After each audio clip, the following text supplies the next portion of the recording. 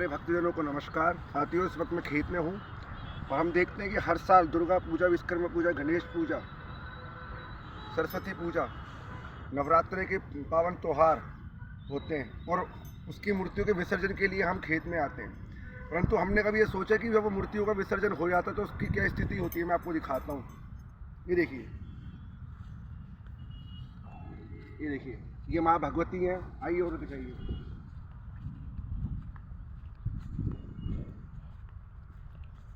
ये देखिए, और दिखाइए राहुल भाई। ये देखिए, ये दिखाइए तो साफ है पूरी। और ये नज़ारा दिखाइए। राहुल भाई, अब आप बताइए, हम नवरात्रों में माँ भगवती की चौकी लगाते हैं, 9 दिन के लिए माँ भगवती की पूजा करते हैं। ठीक है, हमारी श्रद्धा है ये। ठीक है, आज हम अपनी श्रद्धा को कहाँ पड़े हुए देख रहे हैं, यहाँ पड़े हुए देख रहे हैं। ठीक है, कोई भी हमारे भाई बड़े जो भी यहाँ पे गड्ढा करवाते हैं विसर्जन के लिए, पर क्या ये उनकी जिम्मेदारी नहीं बनती कि इसकी सफाई होनी चाहिए। लोग क्यों मजाक उड़ाते हैं? हमारे धर्म का इसलिए तो मजाक उड़ाते हैं क्योंकि हमने अपनी स्थिति खुद बिगाड़ रखी है। कितने लोग यहाँ से निकल के जाते होंगे परंतु कोई देखने को तैयार नहीं है। मैं कुछ दिनों पहले यहाँ पे आया था, मैं काफ़ी कम नीचे खेत में उतरता हूँ तो इस तरफ मैं ज़्यादा नहीं आया। तो उस दिन यहाँ पे एक अंकल चाय बेच रहे थे। वो बुजुर्ग उन्होंने बोला, बेटा ये आप हनुमान चालीसा वगैरह करते, धर्म का प्रचार करते हैं इधर उधर जाकर, तो आप ये स्थिति देखो यहाँ की। यहाँ पे बड़ा गंद मचा हुआ है, यहाँ पे भगवान की मूर्तियों पे लातें पड़ती हैं, आप उसकी सफाई करवाइए। मैंने बोला, अंकल और क्या होता? तो उन्होंने बोला, बगल में लोग खड़े होकर मूतते भी इधर, आप इसके लिए कुछ करिए। तो मैंने कई लोगों से बोला तो कोई सुनने को तैयार नहीं हो रहा।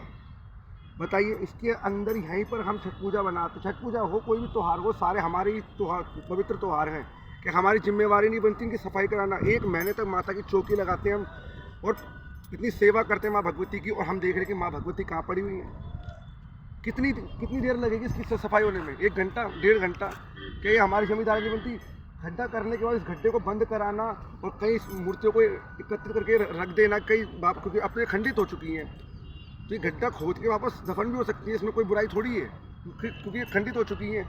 मैं सही भाई से हाथ जोड़ के प्रार्थना कर रहा हूँ कि इसके ऊपर ज़्यादा से ज़्यादा ध्यान दें, क्योंकि अब फिर नवरात्रे हैं 30 तारीख को। आपको हार्दिक शुभकामनाएं सबको। मैं आपको फिर दिखा रहा हूँ, ये दिखाइए राहुल भाई।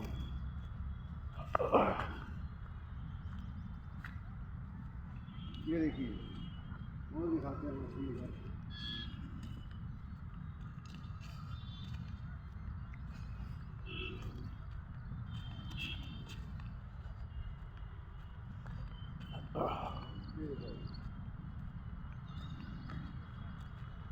तो सभी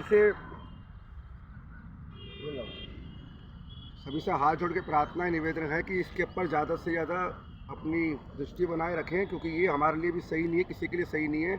इसी तरीके से हमारे धर्म पर वार होते हैं, लोग मजाक बनाते हैं। तो सबसे हाथ जोड़ के मैं प्रार्थना करता हूँ कि सब इसके ऊपर ध्यान दें और इस गड्ढे को बंद कराएं, क्योंकि फिर अभी नवरात्रे फिर वो मूर्तियाँ विसर्जन होंगी। विसर्जन के बाद इस गड्ढे को बंद कराइए ना। कम से कम 3 से 4 साल हो गए गड्ढा बंद नहीं हुआ, मूर्तियाँ ऐसे की ऐसी पड़ी रहती हैं।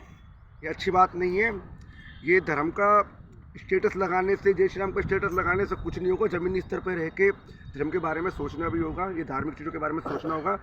ये अपने आस्था की बातें, अपने धार्मिक त्योहारों की बातें। जय श्री राम, नमस्कार।